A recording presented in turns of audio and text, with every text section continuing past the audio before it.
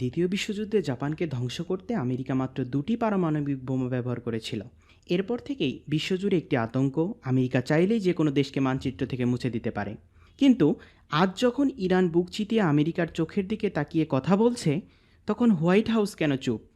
কেন তারা পারমাণবিক বোমার ধমকি দিচ্ছে না? তবে কি আমেরিকার সেই দিন শেষ? আজকের ভিডিওতে আমরা জানব সেই গোপন কারণগুলো, যা শুনলে আপনি বুঝতে পারবেন ইরান আসলে কতটা শক্তিশালী এবং কেন আমেরিকা আজ নিরুপায়।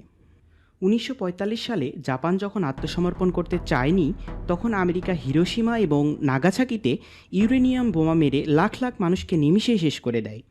সেই ভয়ে সারা পৃথিবী এতদিন আমেরিকার গোলামি করেছে। কিন্তু ইরান কোনো সাধারণ দেশ নয়।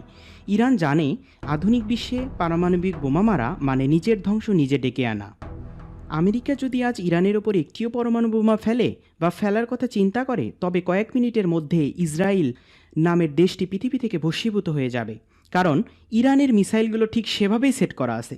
এছাড়া রাশিয়া ও চীনের মতো পরাশক্তিগুলো সরাসরি ইরানকে সমর্থন দিচ্ছে। রাশিয়া স্পষ্টভাবে জানিয়ে দিয়েছে, ইরানের ওপর কোনো পারমাণবিক হামলা হলে তারা হাত গুটিয়ে বসে থাকবে না। অর্থাৎ জাপানের মতো ইরানকে একা ভাবলে আমেরিকা মস্ত বড় ভুল করবে। আমেরিকা কেন পারমাণবিক পথে হাঁটছে না? কারণ ইরান তাদের সাধারণ যুদ্ধেই পঙ্গু করে দিচ্ছে। ইরানের নতুন যুদ্ধ কৌশল হলো সব সস্তা কিন্তু কার্যকরী। ইরান কয়েক হাজার ডলারের ড্রোন দিয়ে আমেরিকার কয়েকশো কোটি ডলারের যুদ্ধজাহাজ আর বিমানকে ব্যস্ত রাখছে।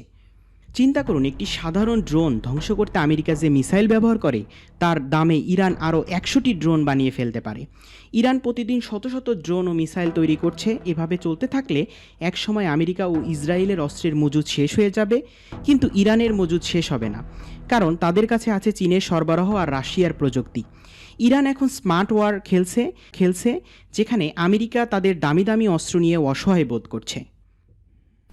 আমেরিকা কেন ভয় পাচ্ছে? কারণ ইরানের পেছনে আছে পৃথিবীর সবচেয়ে ভয়ঙ্কর সামরিক জোট, রাশিয়া।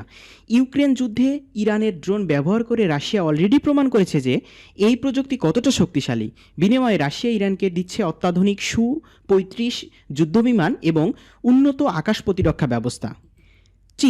চীন ইরানকে দিচ্ছে অফুরন্ত অর্থনৈতিক সমর্থন। আমেরিকা যদি ইরানকে আক্রমণ করে, তবে চীন আমেরিকার অর্থনীতিকে ধসিয়ে দেওয়ার ক্ষমতা রাখে। লেবানন ও ইয়েমেন, হিজবুল্লাহ এবং হুতি যোদ্ধারা ইরানের এক ইশারাতেই ইসরায়েলকে ঘিরে ফেলার জন্য প্রস্তুত। এই শক্তিশালী বলয় ভেদ করে ইরানের গায়ে হাত দেওয়ার ক্ষমতা এখন আর আমেরিকার নেই।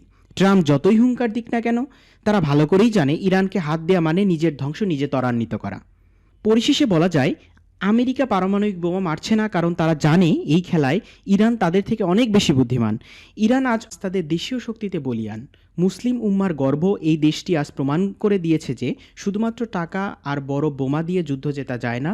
যুদ্ধ জেতার জন্য লাগে সঠিক কৌশল আর অদম্য সাহস।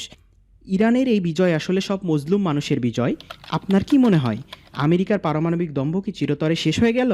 কমেন্টে আপনার বীরত্বপূর্ণ মতামত জানান। ভিডিওটি ভালো লাগলে লাইক দিন এবং শেয়ার করে সত্যের পথে এগিয়ে আসুন। ধন্যবাদ।